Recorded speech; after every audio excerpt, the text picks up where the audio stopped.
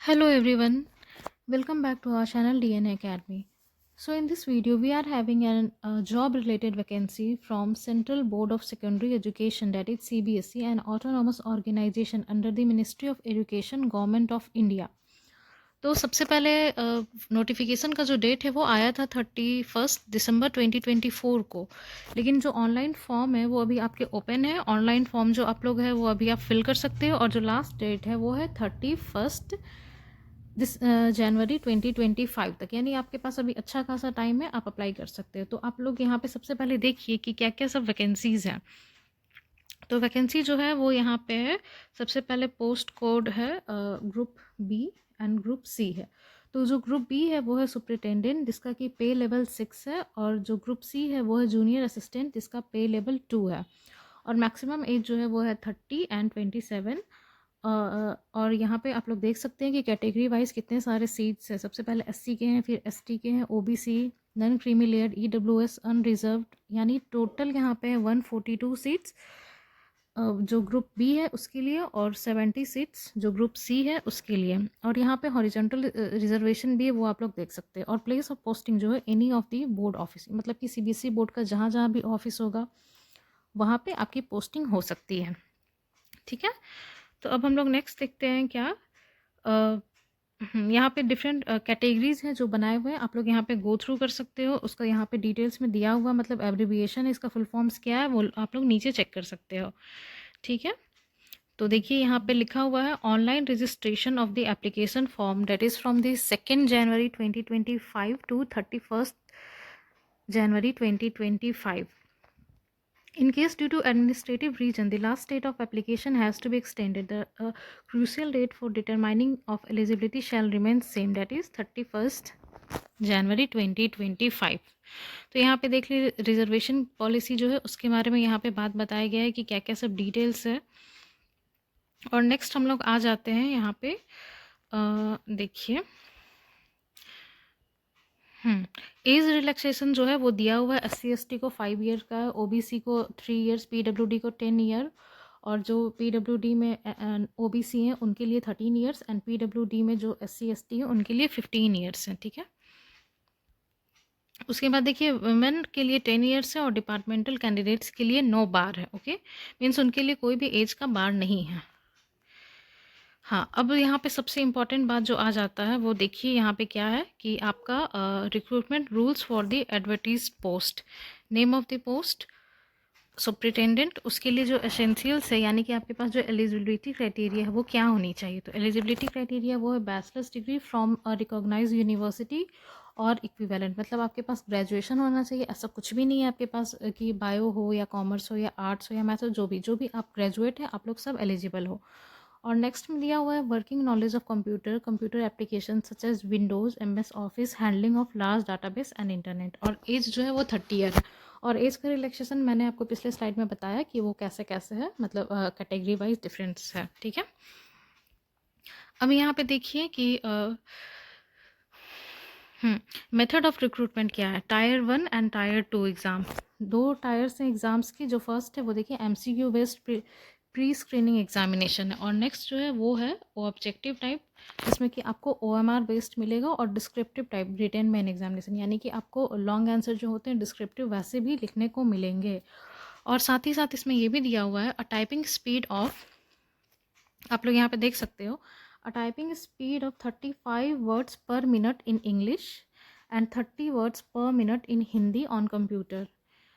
ठीक है, तो यहाँ पे आपको टाइपिंग स्पीड्स पे है वो भी देखना होगा, यानी आपके पास ग्रेजुएशन का डिग्री होना चाहिए, और साथ ही साथ आपके पास टाइपिंग स्पीड और कंप्यूटर का अच्छा खासा क्या, ये सारे नॉलेज वो नॉलेज है जो हम लोग 10 तक में सब लोग को आइडिया रहता है, ये उतना ही नॉलेज है, तो आप लोग एलिजिबल हो, भर सकते हो। ठीक है, नेक्स्ट हम लोग देखते हैं क्या।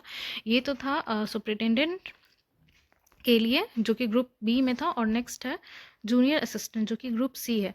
तो देखिए यहाँ पे क्या है मेथड ऑफ रिक्रूटमेंट, यहाँ पे भी है Tier 1 एग्ज़ाम है, MCQ based pre screening examination, and a typing speed of 35 words पर मिनट इन इंग्लिश और 30 वर्ड पर मिनट इन हिंदी। ठीक है, तो ये सारे यहाँ पे साथ में मांगा गया है कि क्या सब क्राइटेरिया है।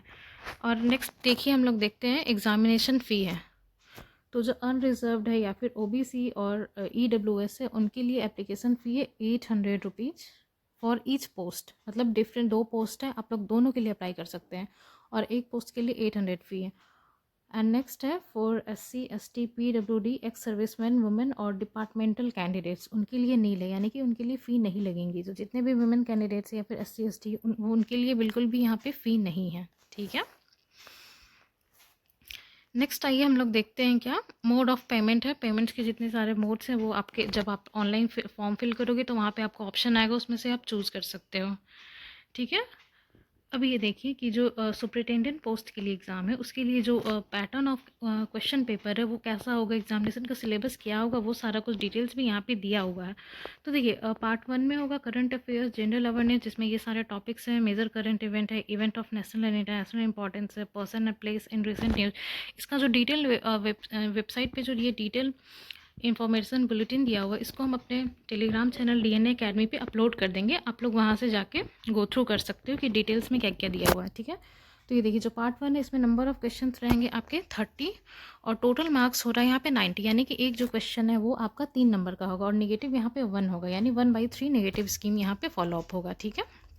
नेक्स्ट देखिए जो पार्ट 2 है, पार्ट 2 में क्या है, general mental ability, general intelligence, logical reasoning and analytical ability. इसमें भी है 30 क्वेश्चन और टोटल मार्क्स 90, यानी कि वही मार्किंग पैटर्न जो है वो इसमें भी वही वाला फॉलो होगा। और नेक्स्ट आता है पार्ट 3 में arithmetical and numerical ability, data interpretation.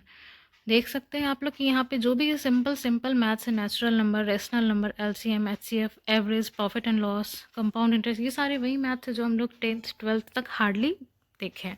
तो एक तरीके से हम समझ सकते हैं कि एग्ज़ाम जो है वो उसका जो क्वेश्चन पूछने का पैटर्न है वो काफ़ी बेसिक है। तो इसमें बहुत ज़्यादा कैंडिडेट्स ऐसे हैं जो अप्लाई कर सकते हैं, क्योंकि इसमें तो स्ट्रीम का भी कोई लिमिटेशन नहीं है। तो जितने कैंडिडेट्स हो सके आप लोग ट्राई कीजिए कि एटलीस्ट इस फॉर्म को अप्लाई कीजिए, ठीक है। उसके बाद देखिए ज्योमेट्री है, स्टैटिस्टिक्स है, और पार्ट 4 में है जनरल हिंदी, जनरल इंग्लिश।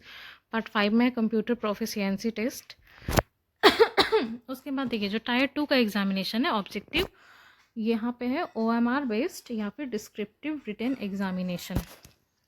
इसमें आप लोग देख सकते हैं क्या कि यहाँ पे करंट अफेयर में है national international issues and event, sports, awards, person, ये सारे करंट अफेयर है जो आप लोग डेली अगर न्यूज़पेपर गो थ्रू करते हो तो आपके पास एक अच्छा खासा नॉलेज होगा कि इन सब में क्या क्या क्वेश्चन आ सकते हैं, ठीक है। उसके बाद नेक्स्ट है इंडियन हिस्ट्री एंड कल्चर। तो 10th तक हम, मेरे समझ से 10th तक जो भी हम लोग NCERT की बुक्स फॉलो करते थे उसमें जो भी हिस्ट्री वगैरह का नॉलेज था वो इसमें इनफ होगा। आप लोग एक बार गो थ्रू कर सकते हो कि क्या क्या सब टॉपिक है। उसके बाद Indian economy, Indian geography, science and technology, concepts, issues and dynamics of public administration and management syllabus, constitution of India, polity, governance, ठीक है। तो ये सारा कुछ था सुपरिटेंडेंट, यानी कि जो ग्रुप B वाली वैकेंसी थी उसके लिए। अब नेक्स्ट आ जाता है जूनियर असिस्टेंट। तो इसके लिए भी देखिए यहाँ पे सारा दिया हुआ कि टायर 1 में, पार्ट 1 में क्या है, पार्ट 2 में क्या है, बेसिक नॉलेज है, awareness about school education examination, सारा कुछ डिफरेंट पार्ट्स में बांट करके दिया हुआ। आप लोग एक बार ज़रूर गो थ्रू कीजिएगा इसके डिटेल वाले सिलेबस